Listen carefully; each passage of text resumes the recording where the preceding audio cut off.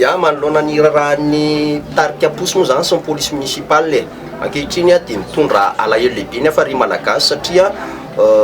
zahay ankehitriny ny ampangaina ao ambadiky ny korotana zay fandratrano samy malagasy ny mba fananam-bahoaka zay tondrako fanehoan-kevitra moa hoe ho anay tsy sanatria association de malfaiteur ny afary malagasy fa fikambanana manana ny tanjany sy manana ny pikambana marobe ato aminy tsy sanatria zahay ny andeha ho tonga amin'ireny rehetrarehetra ireny ary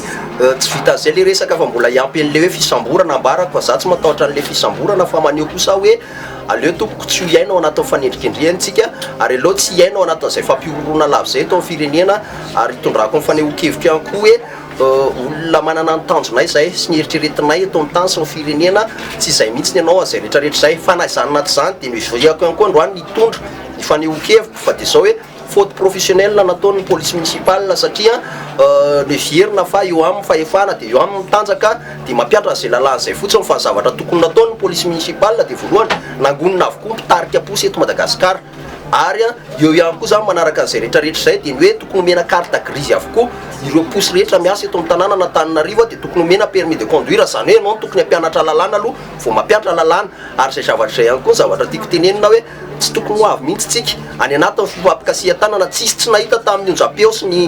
tamin'ny fahitalavitra fa nampiasa hery tamin'ireo mpitarika posy ireo police municipale firy ary police municipale natao ankety ankehitriny mikasika andreo malagasy ireo ary firy ihany koa ireo malagasy izay mpitarika posy voaratra no nanometraka fitoriana satria ve raha zareo no manao dia misioka fa voromanga fa rehefa ny malagasy aho dia vorondolo ka zay tsy dia hiaina loatra ampiainana amin'ny fampiororona eo za vonona atao fanadiadiana za vonona niatrika amin'ny fampitorana rehetra fa abarako indray mandeha tsy association de malfaiteur zay ary manana fomba fiarovanay nianatra lalàna zay manana juriste be dia be ka zavatra tiana tenenina dia ny hoe hainay miara-zoan'le olona araka ny lalàna fa ny tompona andraikitra voalohany amin'ireny dia noho ny hoe ahoana moa rehefa antsika mieritreritra fa tsy afaka inam-bary ireo mpitarika posy ireo anatin'ny ray mpimaso tonga dia taitaitra any ianao dia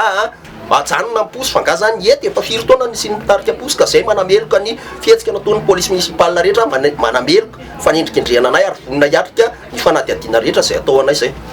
ny fingana zany rehefa misy korotana eto amin'ny tanàna dia hoe ny afary malagasy daholo za aloha miteny hoe raha fikambanana lizalizaka manana mpikambana be indrindra sy mifandraisana andraikitra tsisy afa-tsy ny afary malagasy ary raha nisy nandray andraikitra teto amin'ny tany sy ny firenena dia vitanay le fanaovana firaisakina ny famitehana ny firaisakina io tsy mahafaly ny hafa dia eritreretana an'izay famingana an'izay zay koa efa vonona amin'izay ary tadidio fa za no atao hoe mpitarika fa ny manodidina any antoraziko zay efa tsara ofana avokoa manoloana ny fierovana ny rehetra tsy hijanona io tsisy manana tombotsoa mihitsy amin'ny anagadrana tsisy manana tombotsoa amin'ny hamonona ary tsisy manana tombotsoa amin'ny isamborana any amin'ny fanalam-baraka fa za koa tsy maintsy ianao ny adidiko eto amin'ny fireneko foana ninninona hitranga